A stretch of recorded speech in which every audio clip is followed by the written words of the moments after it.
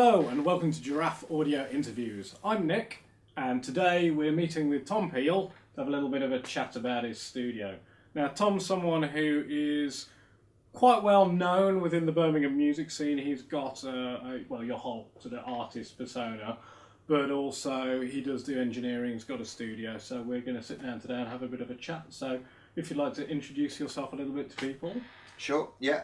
So I've been in Birmingham for 10 years. I came up and I studied music technology at what was then the UCE. And I stuck around in Birmingham and started performing on the circuit. And then, well, all the way through my performance career, I've always been interested in recording just for my own purposes, really, putting out my own releases and things. And so it's been a journey of trying to kind of find the right gear and the right equipment that suits me as a singer-songwriter and an acoustic musician, and kind of it's led me to a point where 2 years ago I started Northside Studios, but mainly because I live in the north of Birmingham, and to kind of maybe try and just find a bit of a music scene that we can begin to nurture and compete with the south and Moseley and King's Heath and that sort of thing. They're great, but we want to try and establish something in the north. Yeah. Because certainly within Birmingham, it does feel like there's little pockets of music going on in areas that are renowned for things, and certainly traditionally, it's never really felt like there's much music in the north. So a lot of what you're doing then, it's already kind of community based. You're trying to actually grow a scene around here. Yeah, absolutely. So like one of the first things we did was to do a compilation of acoustic artists that were essentially from the north of Birmingham, which meant a little bit of kind of discovering different artists and people, and that was really good for me to network with those other musicians. They've been useful for some of the live events I do as well, getting them involved in that, but essentially we did a charity CD of North Birmingham singer-songwriters, and before I was here I was very much just kind of a travelling engineer. I have the Apollo equipment, which is quite portable, and it was basically just setting up in someone's house or setting up in someone's space and recording an acoustic tune and getting out on a compilation really. Right. So you'd say you kind of got into the recording then. It was about getting other people's stuff out, getting your own stuff, and just being able to capture those things. And like with my own performancing and recording my own stuff, I found it quite frustrating sometimes. But I found with recording someone else's just simple acoustic song, I have a real passion for that, because normally they're someone I've grown with as a friend, and to have a nice little captured recording of one of their personal songs that they've written is really nice.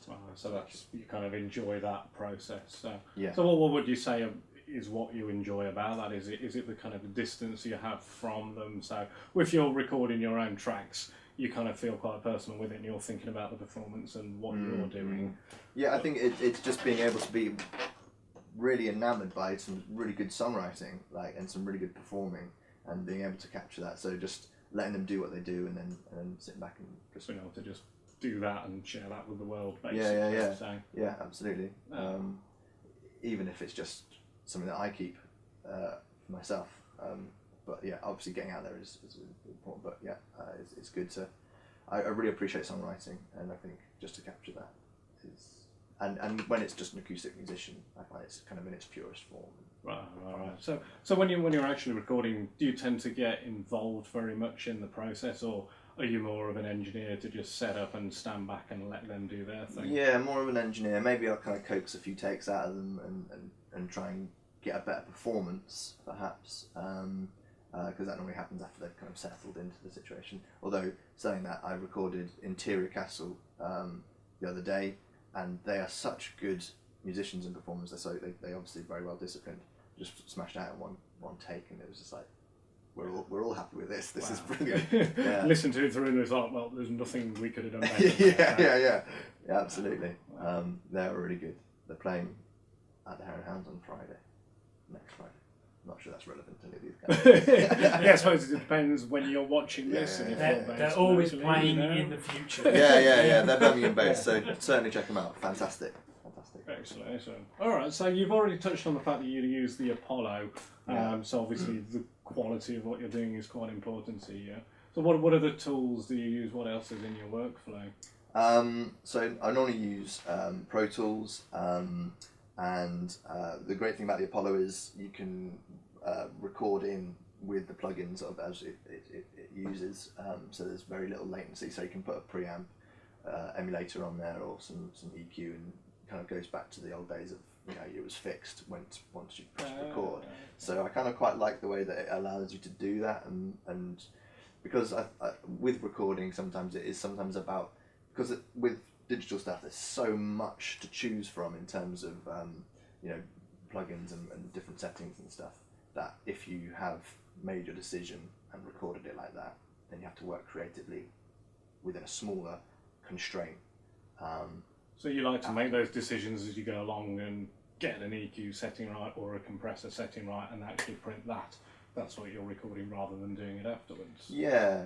I mean, you can still spend forever tinkering afterwards with all sorts of things, but I like the aesthetic of that. The kind of once it's made, it's done, and you can't go back and go, oh, let's change those settings there. Absolutely, you've got to live with your decision. And I think it might be something of the folk musician in me that just likes the there and then of what happened, and it being a kind of a snapshot of point of time. So that performance is as much what you are capturing as well as the actual song itself. So that's obviously like juxtaposed by the fact I'm using like a UAD Apollo, but so what you're basically saying is that if you could have a room full of hardware outboard, you would. Oh sure, yeah, but obviously, like the whole thing, like I started recording myself in college, and it was always about like what can I started with a Tascam 4-track. You know, it was like 90 quid, I think, and it was still quite a, you know, for a college kid, you got to save up for that. But I've always been, and it's the folk thing again. I think it's like I really appreciate listening to recordings of people that have been done because that's all they had, and it tells part of the story of what their process was. It tells a bit of the story about how much, you know, they probably have a job on their side and they've recorded this thing. It sounds crap maybe a little bit, but that's part of it, because part of the charm involved. And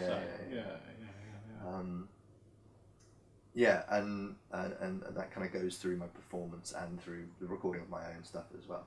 Obviously, if I'm doing something commercial, I'll put more effort into making it sound really good for the client, but for my own personal, because that's where my recording stems from. It's my own kind of want to record my own songs and have the recording process as part of the story. It's as much as so you enjoy the process and how you go about it as much as the finished product. Yeah. So no separation between the two.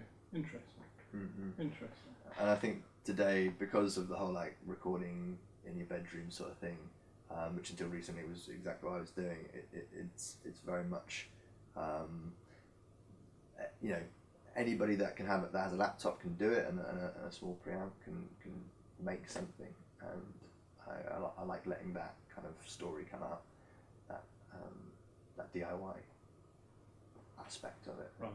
So most of the people you've worked with, have they done little bits of recording then, and when you get in, you're just taking it to the next level, but you're still kind of retaining that process that they might be familiar with when you're working? Yeah, because I mean, what I do suits a budget for artists that are either just doing a demo or they want to just kind of get something down, but they don't really have the money. So either I say, okay, right, we'll do this, you know, because it's portable. We can hire someone like really cheap, and we can make sure that overheads are down, or we can crowdfund it and kind of go through that process. And it becomes something that is available to people that don't have the same budget that they might have with.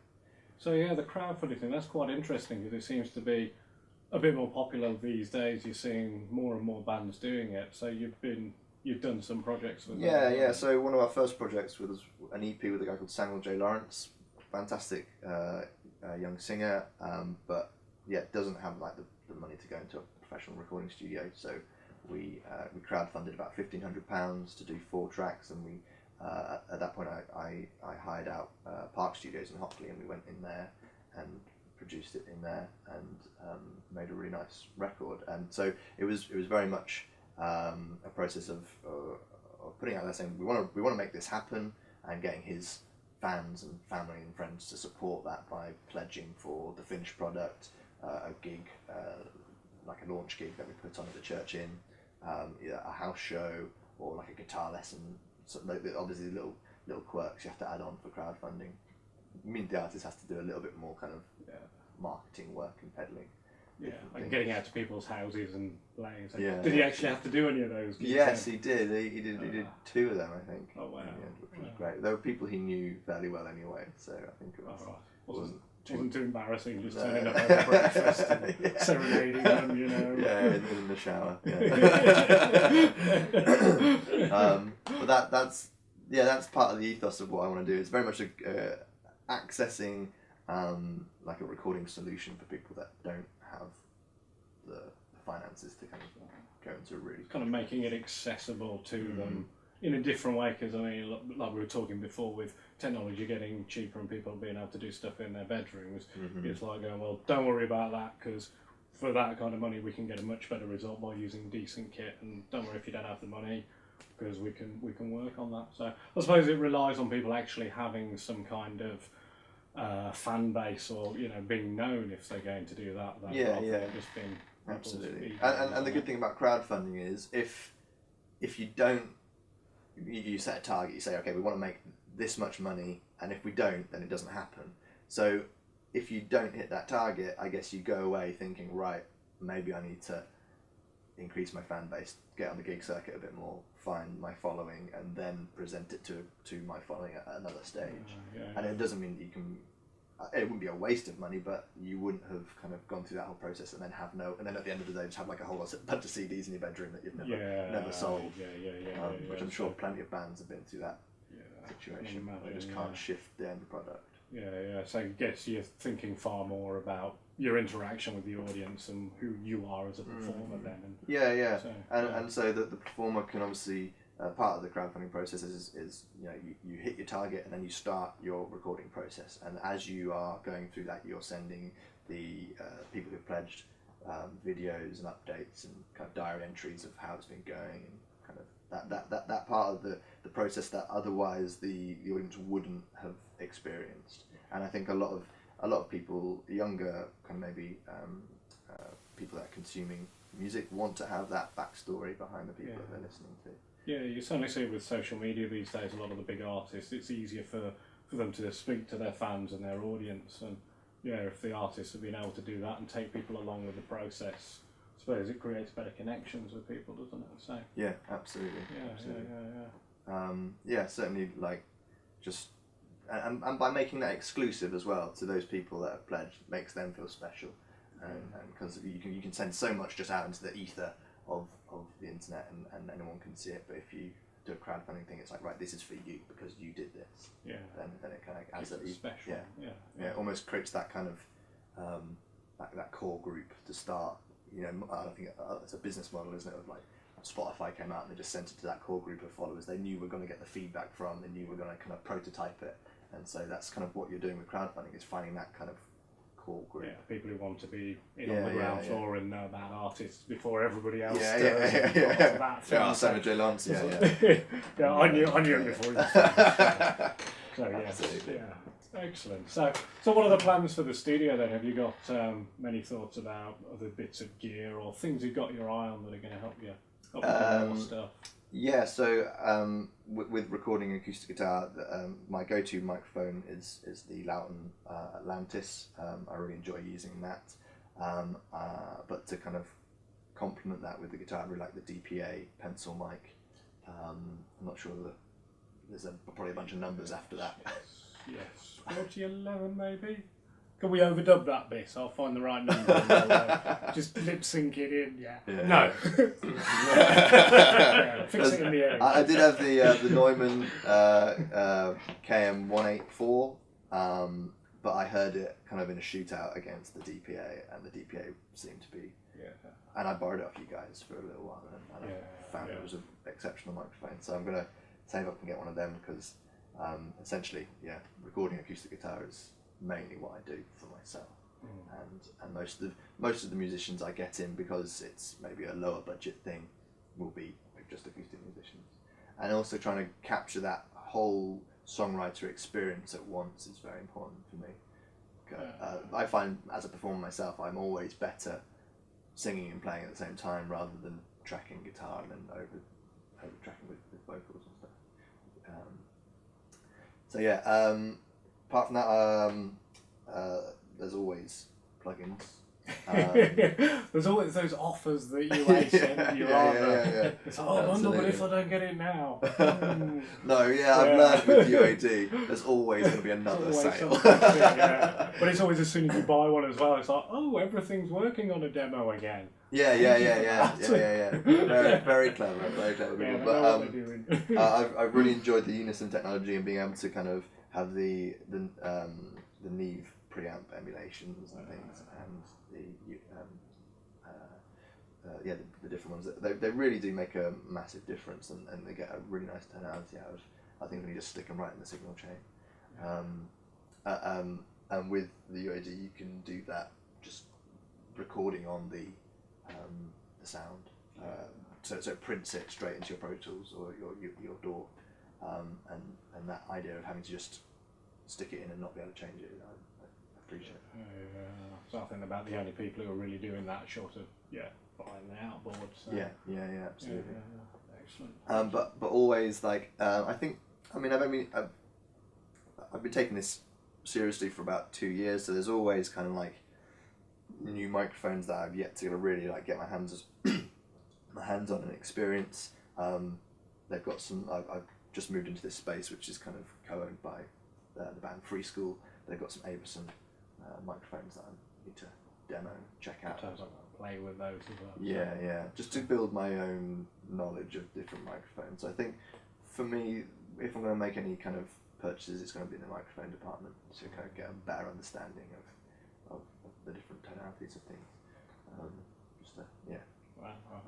No, sounds good. So, and then in terms of any other projects you've got going on, is there any other? The other crowdfunded one I did was my own project. It's called Tom Peel's Greatest Hits.